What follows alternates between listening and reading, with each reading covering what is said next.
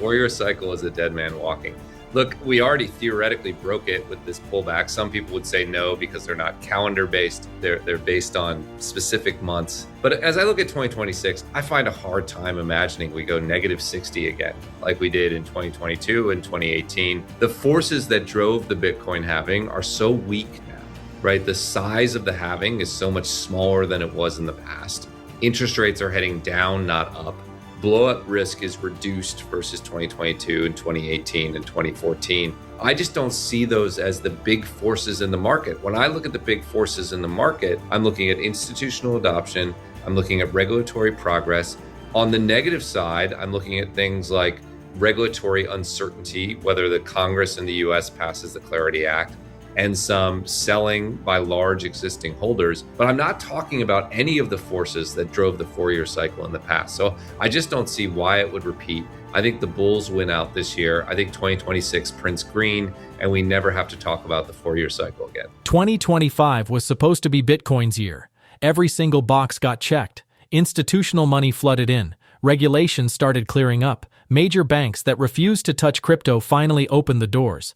Harvard put Bitcoin as their largest position. Sovereign wealth funds from Abu Dhabi jumped in.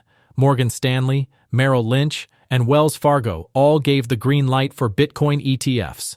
Over $120 billion poured into these products, smashing every ETF record. Yet somehow, the price barely budged. It actually pulled back hard in October and never really recovered the way people expected. That mismatch is confusing everyone right now. When fundamentals are screaming one thing and price is doing another, people start questioning everything. Did the cycle break? Are we heading into another brutal bear market? Is retail ever coming back? The 4-year cycle that traders relied on for years looks completely shattered. New all-time highs came before the halving, not after. The usual playbook stopped working, and nobody knows what comes next. Chief Investment Officer of Bitwise Asset Management, Matt Hougan, has a different take on all of this. He does not think 2025 was a failure. Rather, he sees it as a delay. According to him, the fundamentals are just running ahead of price right now, and that gap cannot last forever. He believes the selling pressure that has kept Bitcoin down is running thin, and when it finally breaks, the move will catch most people completely off guard. His view is bold, and it goes against the fear dominating the market right now. Additionally, he admits that the 4-year cycle is officially dead. Stick around as we bring you more clips from Matt Hougan's interview for more insight. Please don't forget to like and subscribe for updates. Thanks for tuning in. Enjoy the rest of the video. It's an interesting year, right? I think it's one of the first times that I've been following Bitcoin where the fundamentals of Bitcoin are ahead of the price. We had so much good fundamental activity in 2025, from the pro-regulatory shift, institutional adoption. Harvard's largest position is now a Bitcoin ETF. We saw the Abu Dhabi Sovereign Wealth Fund investing into Bitcoin ETFs. At the end of the year, we saw the largest wirehouses in the US, Morgan Stanley, Merrill Lynch, Wells Fargo, all approve Bitcoin ETFs. Those are new multi-trillion-dollar markets. You put all that together, you'd think the price would be at 150 or above, be running higher. And we were on track for that until October 10th. I think that was just a really unfortunate leverage blow up that we worked through. I actually think it's interesting and maybe positive that the pullback from that leverage blow up, which was the largest in history, was only 30%, right? Not 60% like we saw in the past. So did we get rugged? We didn't get to where we should have. But I think our price predictions were delayed and not denied. I think we will get there in 2026 or beyond. I still feel very positive about the market. A little bit of a setback in October, but the fundamental progress was really, really good. The 4-year cycle is a dead man walking. Look, we already theoretically broke it with this pullback. Some people would say no because they're not calendar based. They're based on specific months. But as I look at 2026, I find a hard time imagining we go negative 60 again, like we did in 2022 and 2018. The forces that drove the Bitcoin halving are so weak now, right? The size of the halving is so much smaller than it was in the past. Interest rates are heading down, not up. Blow-up risk is reduced versus 2022 and 2018 and 2014. I just don't see those as the big forces in the market. When I look at the big forces in the market, I'm looking at institutional adoption. I'm looking at regulatory progress. On the negative side, I'm looking at things like regulatory uncertainty, whether the Congress in the US passes the Clarity Act, and some selling by large existing holders. But I'm not talking about any of the forces that drove the 4-year cycle in the past. So I just don't see why it would repeat. I think the bulls win out this year. I think 2026 prints green, and we never have to talk about the 4-year cycle again. Like the people who are claiming it'll be a 4-year cycle are just expecting a repetition of the past, but with no reason. There's no rationale that they can point to that says this is the reason there will be a 4-year cycle. The other side, this is a reason why the market will go up, has a lot that they can point to. Again, from institutional adoption to regulatory progress to today, we're waking up to the U.S. Suing or investigating, or Jerome Powell, the head of, that all points in a positive direction for Bitcoin as well. So I think the positives are just too strong to hold down the market long term. I think that's right. I think of it as sort of pro-cyclical in nature, which is to say, if something happens, it will compound that and force it to happen more. I think you'll see retail come back when we set new all-time highs. So I think if you're looking at what will drive us to new all-time highs, you have to be looking squarely in the eyes of institutional investors, financial advisors, family offices, endowments, those sovereign wealth funds and other sovereign institutions. Those are the people who are going to slowly grind us back towards that 125, 126 all-time high. I think when that happens, if that happens, you'll see retail follow on, and that will be sort of the afterburner there. So I think of retail as a pro-cyclical force. The good news is they couldn't be more out of the market than they are right now, right? Retail interest just collapsed in Q4. We saw record levels of fear in the market. Again, I think they'll come back, but I think they'll come back once we get comfortably above 100K and push towards those new all-time highs. I mean, there's an altcoin season in precious metals right now. They were queuing to buy gold. Now they're buying silver and platinum and palladium. They've moved on to the altcoins. They'll eventually cycle back around to Bitcoin. Bitcoin is the king. It at least has a place at the table alongside gold. I think they'll exhaust themselves on this precious metals skew. But you have to think of them, if you're thinking of them, you have to think of them in late altcoin season. That's actually where the precious metal investor is today. I think compared to gold, we are in a bear market. You've also seen, compared to M2 liquidity, which ramped way up post-September, right? We saw a run. On a global basis, we're behind where we should be from a global liquidity. And that's been one of the strongest predictors of Bitcoin's price over its 15-year history. So whether you're measuring against gold or global liquidity or other aspects, Bitcoin looks like a value play, right? It's behind the fundamentals versus where it should be. My guess is it catches up pretty quickly. High prices create gluts. You will see a significant uptick in production. Of course you will. Right? That is the nature of the market. That's what makes Bitcoin so unique. No response like that in the Bitcoin ecosystem. So we will see it in silver for sure. But I'm not sure that trend has played out. I'm not a metals expert, but altcoin seasons can run to the point of absurdity. We have to ask whether we've gotten there yet on silver. Maybe there's more room to run. I'll leave that to the silver experts to tell me. There's also something really interesting about gold specifically, which I think answers a lot of questions for Bitcoin investors. One thing that I've heard from Bitcoin investors over the last year is there's all this buying from institutions. ETFs and corporations are buying 3 or 4 times the Bitcoin supply. How is the price not going up? And actually, there's a great answer in gold, right? If you go back 3 years ago, central banks started buying gold in size. After the US seized Russia's assets post-Ukraine, we saw central bank purchases go from about 400 tons to 1,000 tons of gold. And they did that in 2023 and the price didn't move. And they did that in 2024 and the price didn't move. And they did that in 2025 and the price went skyrocketing to $4,000. And I think what the story that tells you is there was a supply-demand imbalance in 2023 and 2024. There was more demand from central banks than there was ready supply, but there were investors who were willing to fill that gap in 2023, and they were willing to fill that gap in 2024, but they ran out of ammo in 2025, and then the price skyrocketed. I think the same thing is probably true in Bitcoin. These ETFs have been buying more than 100% of the supply in 2024. They bought more than 100% of the supply in 2025. The price hasn't gone up that much because people have been filling the gap by selling. Eventually, those sellers will run out of ammo. And that's where I think we'll see Bitcoin do the same thing gold did last year, which is hit this sort of parabolic increase.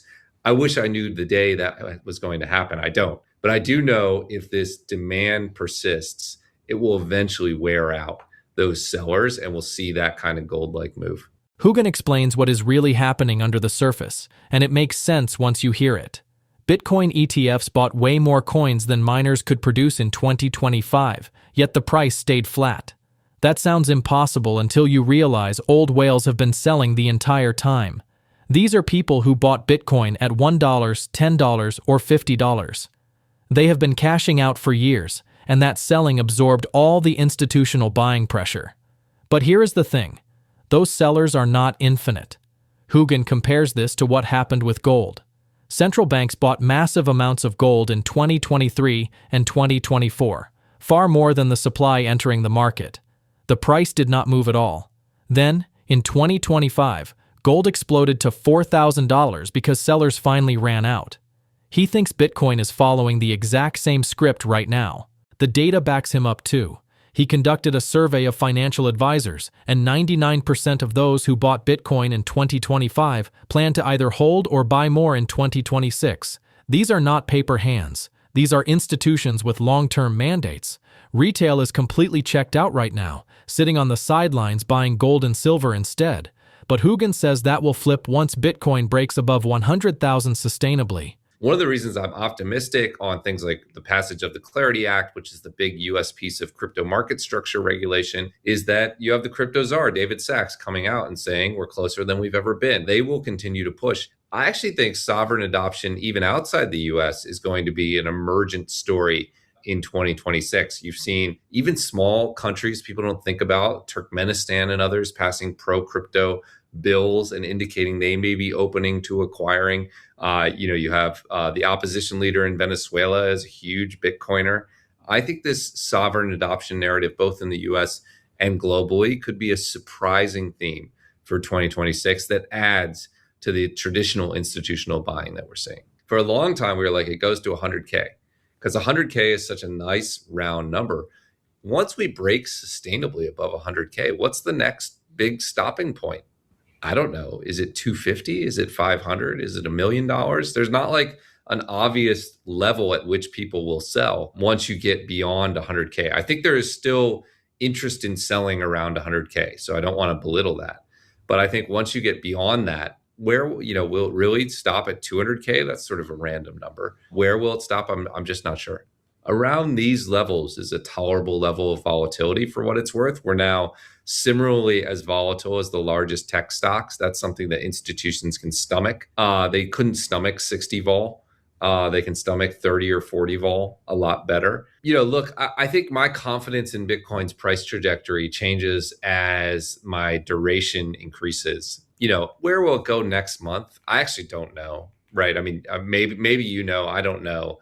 There are forces that are positive. There are forces that are negative. Who knows what will happen with the Clarity Act? You could wake up to a crazy headline at any moment. But as you pan out to like 3 or 5 years, I would just tell people to keep that in mind. Do you think there will be more liquidity in the market or less? Do you think there will be more money printing or less? Do you think the Fed will be more independent or less? Worried more about debasement or less? From my perspective, as you pan out to like 3 to 5 years, those negative economic things get really frightening. And I think everyone wants some hedge exposure. So maybe for the friend who doesn't have any in the market, now is a good time to start to leg in. Often, if you're new to the market, dollar cost averaging over a period of time is a way to reduce the risk because you don't want to buy today and have it drop 20% and panic. You want to buy today. If it drops 20%, you want to be excited to buy more. So maybe a dollar cost averaging approach is sort of a familiar technique that can help people gain exposure. One thing I always tell people when the price goes up, I was like, write down the price at which you'll buy. If it's at 120K, write down that you'll buy it when it gets to 100K and put it on your computer with a little Post-it note. And the reason for that is when the market pulls back, you never feel excited to buy. You only feel excited when the market is ripping. But of course, the best time has been historically when those pullbacks occur. So you need some sort of discipline that makes you do that. Could be dollar cost averaging, could be a monthly contribution, could be writing down a sticker price. But you do need some way to take the emotion out of it and just approach it, rationally and ruthlessly. if you want to succeed in this market, because otherwise it's hard. It's just hard. The emotions are really big as the price moves. Look, I think the risk adjusted return outlook for Bitcoin is better than it's ever been. Obviously, the absolute return is not, right? Obviously, we wish it were $1 and we could buy it and ride, but there was just so much risk when Bitcoin was $1, right? The probability that it succeeded at all certainly felt from an outside perspective very low. There was technical risk and government risk and regulatory risk and all these risks. It could have just been banned by governments globally. That was possible. Now, many of those risks have been removed. And so, yeah, 50% CAGR is not 500% CAGR, which maybe we were looking at a handful of years ago. But you have to take the other side, which is the risk has come down so you can have a more meaningful position. You mentioned Bank of America, 4% position, right? We didn't talk about 4% institutionally until a year ago. Everyone talked about 1% or get off zero or just own something. 4% was like a crazy degen exposure for an institutional investor. Now you have the largest investors in the world casually throwing out 4%. And the reason is the risk is lower, right? So that's the flip side of that 50% CAGR. The risk is lower, so you can have a larger allocation and you can still have the same impact, if you have the liquidity. If they're believers in the 4-year cycle, they'll be piling in at the end of 2026. So, will those ultimately be a source of demand? I think so. But will there be new whales coming into the market? I think that's the bigger story.